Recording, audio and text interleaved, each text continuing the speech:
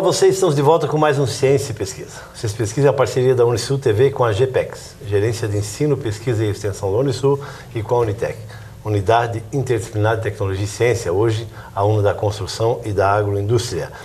Nós também estamos numa parceria da Unisul com a TV Câmara de Florianópolis, na região de Florianópolis. Bom, hoje o programa tem a grata satisfação de receber o professor Marcos Paulo Huber, professor do curso de Educação Física da nossa universidade, mestrando em Ciências da Saúde, especialista em atletismo, nós já falamos sobre isso. Professor Marcos, é um prazer tê-lo conosco. O prazer é meu, já agradeço a oportunidade em nome da coordenação do curso de Educação Física da Unisul e em nome do mestrado em Ciências da Saúde, ao qual eu sou aluno. Perfeito. Nós já estivemos aqui, o professor Marcos acabou de falar na coordenação do curso de Educação Física, o professor Moacir Junklaus, também o nosso abraço, grande batalhador, um dos coordenadores que tem lutado muito pela universidade, pelo curso, pela região, pelo espaço na sociedade, no cenário social que você acompanha diariamente. Professor Marcos, duas questões que eu penso interessante a gente abordar.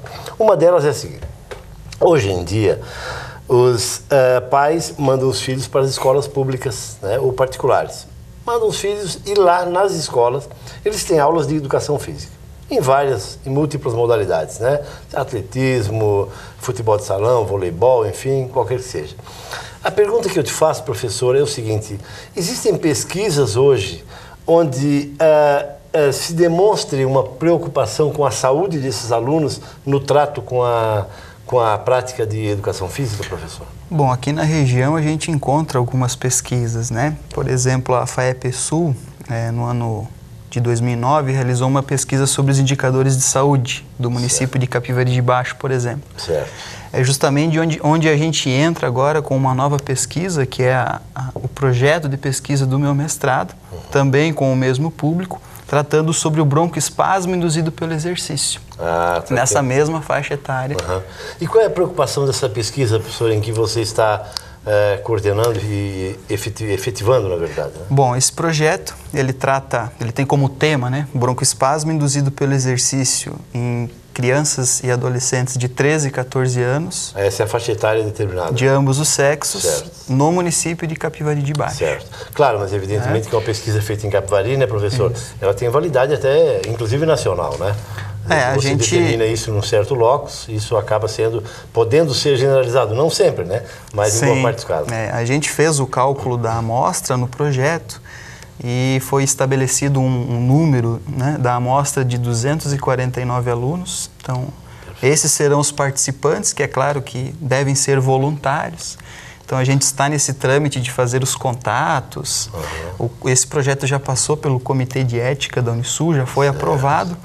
O contato com as escolas também já foi feito. E o que o teu projeto quer, professor? Bom, Marcos? Primeiramente falar o que é o broncoespasmo induzido pelo exercício, né? Claro. Então, o broncoespasmo é uma síndrome caracterizada por uma obstrução das vias aéreas, certo, que é reversível.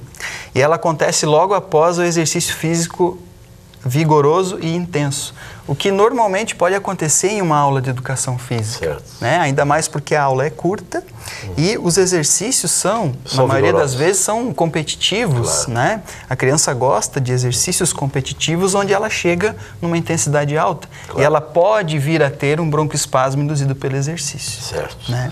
Então, o que acontece? O profissional de educação física que trabalha nessa escola, muitas vezes ele não consegue reconhecer essa síndrome. Ele simplesmente acha que é uma falta de condicionamento físico. Aquele passar mal da criança, né? Por exemplo. Aquele cansaço. Aquele cansaço exagerado, aquele desinteresse em fazer a aula, normalmente pode ter sido porque ela já teve uma crise de broncoespasmo e ela se sente muito mal e ela, por esse motivo, não deseja mais fazer.